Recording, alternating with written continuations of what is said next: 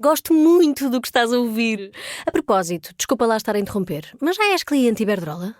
Como não? Então tens de ouvir antes isto. Quem fica na Iberdrola ganha mais. Descontos, vantagens, ofertas e só por aderir ganha 100 euros. Se a poupança e a energia verde também são música para os teus ouvidos, liga 800 500 500. Iberdrola. Do país.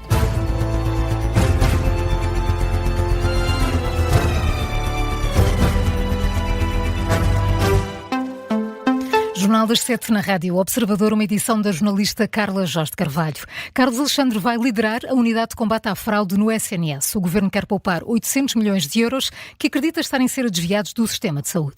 E para isso chama o antigo juiz desembargador, Carlos Alexandre, que vai contar com um mandato de 3 anos para analisar os desperdícios e os ilícitos financeiros e criminais no Serviço Nacional de Saúde. É o que conta hoje o Jornal de Notícias. O magistrado vai receber 6.100 euros brutos por mês, é um salário equiparado ao do presidente do Mecanismo Nacional Anticorrupção, e ainda um abono para despesas de representação de 2.440 euros mensais. São as condições, João Gama, para Carlos Alexandre trocar a justiça pela saúde. Ele, que é uma cara muito conhecida na justiça portuguesa, esteve 20 anos no Tribunal de Instrução Criminal de Lisboa, onde assumiu casos como o BPN, Vistos Gold, o processo Face Oculta, mas destacou-se principalmente na Operação Marquês, com José Sócrates. Foi o primeiro juiz de instrução do processo e por isso foi Carlos Alexandre quem autorizou buscas, escutas e até a prisão preventiva de José Sócrates. Tem 64 anos, estudou na Faculdade de Direito da Universidade de Lisboa e passou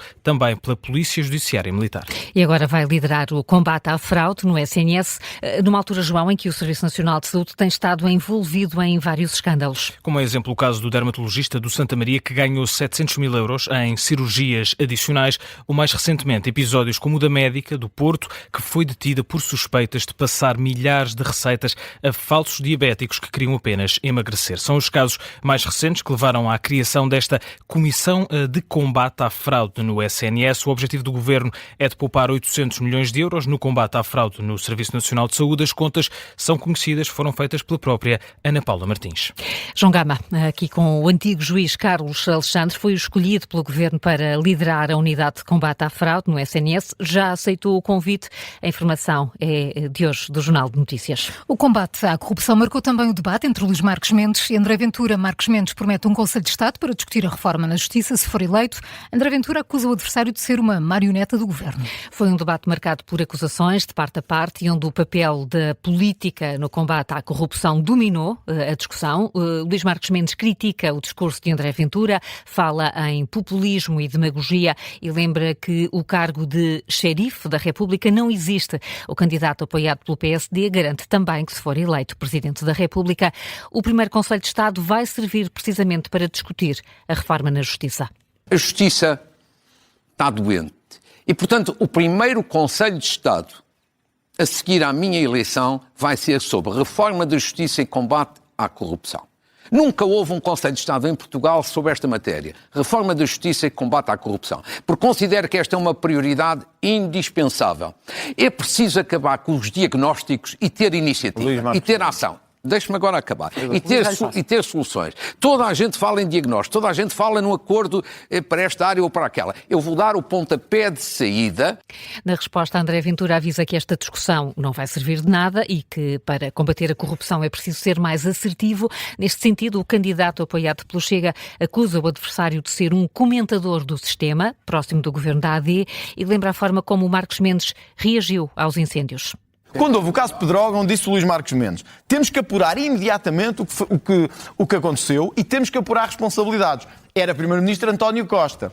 Agora era o seu amigo Luís Montenegro, Primeiro-Ministro, e disse assim: Marques Mendes, não é o momento de levantar suspeitas, nem é o momento de apurar responsabilidades, agora é o momento de trabalho. Sabe o que é isto, Luís Marques Mendes? Isto é estar na mão de um partido. O Dr. Luís Marques Mendes é o candidato, é o homem, e desculpe uma expressão, não leva mal, é a marioneta de Luís Montenegro. O momento em que André Ventura tirou os cravos vermelhos do púlpito da Assembleia da República durante as comemorações do 25 de novembro também marcou o debate. Marcos Mendes diz que Ventura não gosta do 25 de abril, acusa-o de ser um falso candidato à presidência da República.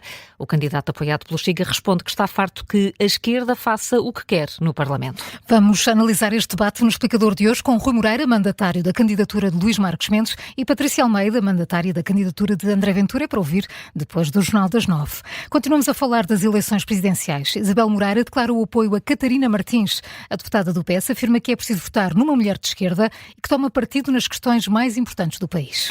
Isabel Moreira junta-se à lista de socialistas que não vai votar em António José Seguro, o candidato apoiado pelo PS, coloca-se ao lado de Catarina Martins. O anúncio foi feito numa publicação nas redes sociais. Isabel Moreira justifica, fala numa era de triunfo horripilante de homens que fazem da violência machista o novo cool e por isso defende que é preciso votar numa mulher de esquerda e feminista. Isabel Moreira destaca ainda que Catarina Martins não entra em concursos de independência e que toma partido no que toca ao SNS, à habitação, ao mundo do trabalho, à defesa da igualdade de todas as pessoas e à denúncia da normalização do ódio. A candidata Catarina Martins agradeceu, entretanto, este apoio declarado da deputada socialista, também através de uma publicação na rede social X. Pedro Nuno Santos diz que o governo da Geringonça foi um raio de esperança para o país, mas admite que nem tudo correu bem. Dá os exemplos da habitação e da imigração. Para dizer que os governos de António Costa não estiveram bem em tudo, a começar pelas políticas migratórias. Num artigo hoje no Jornal Público, o antigo líder socialista entende que a economia até integrou a maioria dos estrangeiros que entrou no país, mas Portugal não estava preparado para receber mais de 1 milhão de pessoas em poucos anos. Lembra que fluxos migratórios em larga escala podem gerar problemas sociais, culturais e políticos que a esquerda tem a obrigação de não desvalorizar. Pedro Nuno Santos deixa vários elogios ao governo da Geringonça, mas aponta também falhas. Entende que o Executivo foi além do que as regras orçamentais europeias exigiam e devia ter feito um ajustamento mais lento para resolver problemas do país, como melhorar serviços públicos ou aumentar salários. Sobre a habitação, assume que a Geringonça devia ter começado a construir mais cedo, mas era também preciso intervir e regular o mercado. O primeiro governo de António Costa tomou posse há precisamente 10 anos. Pedro Nuno Santos recorda neste artigo esses momentos para explicar que o Presidente da República da altura, Cavaco Silva, acabou a dar um grande contributo para a estabilidade da solução governativa ao exigir um acordo escrito. Já Marcelo, ao não fazer o mesmo, acabou por contribuir para a instabilidade política. Voltamos a falar do 25 de novembro. O PS fez uma celebração à parte com alguns históricos do partido e prometeu libertar a data da interpretação feita pela direita. Nomes como Manuel Alegre, Isabel Soares ou Manuel Pedroso Marques marcaram presença na celebração que decorreu na Comissão Política Nacional, no Largo do Rato. O secretário-geral, José Luís Carneiro, acusa o governo de celebrar o 25 de novembro através de um método reducionista e promete mudar isso. Miguel Viterbo Dias. Para o líder do PS, o atual governo prejudicou a forma como se assinala ao 25 de novembro. Tendo sido já comemorado por governos anteriores, designadamente por governos do PS e pelo próprio Mário Soares, o 25 de novembro deve ser comemorado, mas não com o método reducionista escolhido pelo atual governo. A promessa de tirar a data das mãos da direita, feita por José Luís Carneiro, que, numa resposta ao Chega, recordou o histórico do PS para o fim da unicidade sindical. Aos que nos acusam hoje de tentativas de instrumentalização da UGT a propósito da greve geral, lembro que foi o PS a defender o pluralismo contra a unicidade sindical. O líder do PS que seguiu Marcelo Rebelo de Sousa para sugerir também a atribuição da patente de Marechal a Ramalhianes, que o antigo Presidente da República já disse não querer. Numa noite de históricos, Manuel Alegre diz que uma data não substitui a outra, considerando novembro o momento da correção da trajetória. O 25 de novembro é uma consequência do 25 de abril. O 25 de novembro é uma correção dos desvios que foram introduzidos no 25 de abril. É uma vitória do 25 de abril. E também é uma derrota daqueles que mais à direita pensavam fazer de Portugal um novo Chile ou uma nova Pinochet. Mas lembrou, à direita, que há 50 anos faltou à chamada. Não havia nenhum dirigente de direita, sobretudo aqueles que agora se querem apoderar do 25 de novembro contra o 25 de abril. Já Isabel Soares lamentou os tempos políticos atuais para pedir ao PS que não abdique do seu legado. Tenhamos orgulho na nossa luta e na nossa história e, sobretudo, agora que cresce assustadoramente o discurso do ódio, do medo, do racismo e da xenofobia, como ainda hoje vimos na Assembleia da República, aquela vergonha das flores. A filha de Mário Soares, um dos nomes mais citados nesta noite, de evocação do 25 de novembro na sede nacional do PS. Miguel Viterbo Dias com os destaques da Comissão Política Nacional do PS, que esteve ontem à noite a assinalar o 25 de novembro. Os líderes europeus reúnem-se hoje para debater o plano de paz para a Ucrânia. O encontro acontece depois do governo de Kiev já ter aceitado a nova versão do plano norte-americano. Ainda com muitas dúvidas sobre o teor do documento e sobre a posição que a Rússia vai assumir, o que é certo é que se multiplicam as movimentações diplomáticas com a expectativa de uma reunião em breve entre Donald Trump e Volodymyr Zelensky. Vamos ao encontro de um dos enviados especiais do Observador à Ucrânia. Rui Pedro Antunes, bom dia. Estás em Lviv. Como é que as negociações para a paz estão a ser acompanhadas por aí?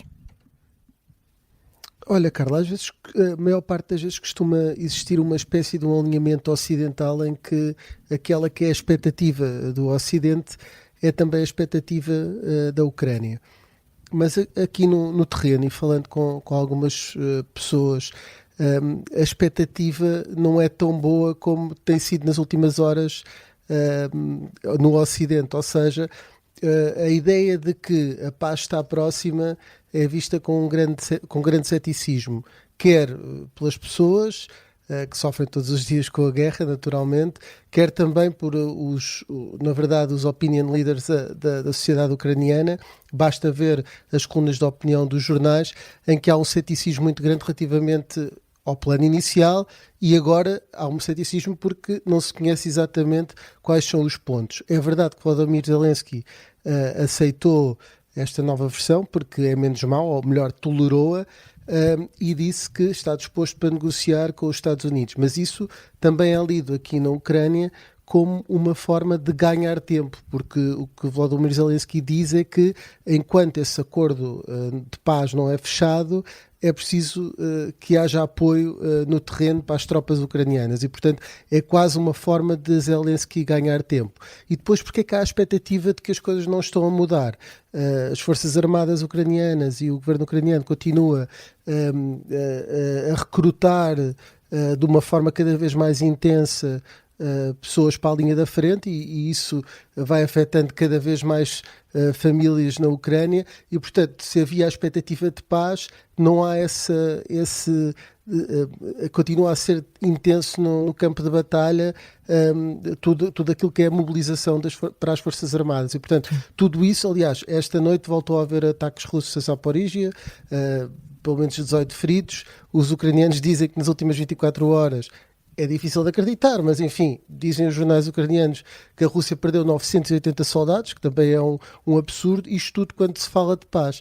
Depois também há uma grande questão que é levantada aqui na sociedade ucraniana, que é, reconhece que as coisas não estão bem na linha da frente a leste, e que Pokrovsk é assim uma espécie de nova Bakhmut em que a Rússia está a ganhar terreno, e estando a Rússia a ganhar terreno também não é a melhor altura propriamente para negociar, e portanto há aqui um grande ceticismo. Ainda há 2 ou 3 dias, ainda sob o primeiro plano, Alexandra Matvichuk, que foi a Prémio Nobel da Paz em 2022, dizia: então, e o que é feito das pessoas que estão nos territórios ocupados? O que é que há pensado para elas? E as crianças que foram deportadas? Há uma série de coisas que não estão nos pontos que interessam aos políticos ucranianos e à sociedade ucraniana saber, e portanto, como tu dizias, Carla, há um grande ceticismo que se nota naturalmente quando se fala com as pessoas, com diplomatas, com políticos e com os próprios cidadãos aqui na Ucrânia. Portanto, toda essa expectativa de que amanhã ou depois de amanhã ou que daqui a meia dúzia de dias vai existir paz,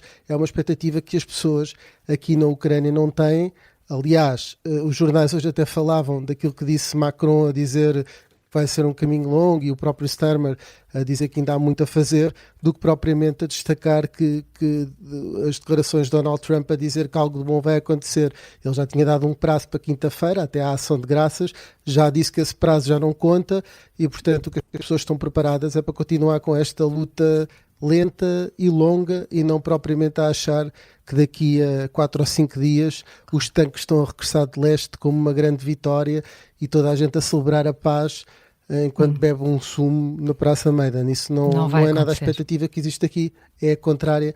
A palavra é essa que tu usavas, Carla, é ceticismo. Rui Pedro Antunes, com o retrato do ambiente em Lviv, na Ucrânia, é um dos enviados especiais do Observador, numa altura em que se vivem, de facto, dias decisivos para o futuro do país. Um acordo de paz até pode estar para breve, mas ainda há muitas dúvidas. E vamos continuar a analisar este acordo daqui a pouco no Gabinete de Guerra com a análise de Francisco Pereira Coutinho. São 7h13, Carla, que outras notícias marcam esta manhã?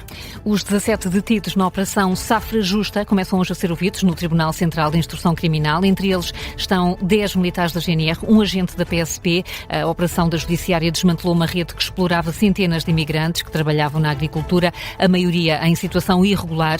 Os militares e a polícia são suspeitos de facilitarem a ação do grupo criminoso.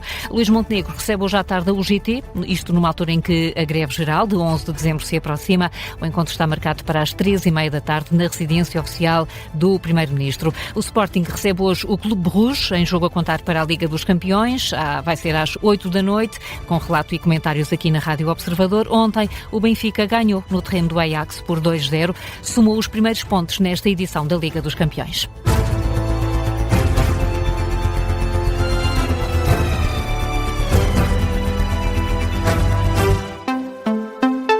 Gosto muito do que estás a ouvir. A propósito, desculpa lá estar a interromper, mas já és cliente Iberdrola? Como não? Então tens de ouvir antes isto. Quem fica na Iberdrola ganha mais. Descontos, vantagens, ofertas e só por aderir ganha 100 euros. Se a poupança e a energia verde também são música para os teus ouvidos, liga 800 500 500. Iberdrola.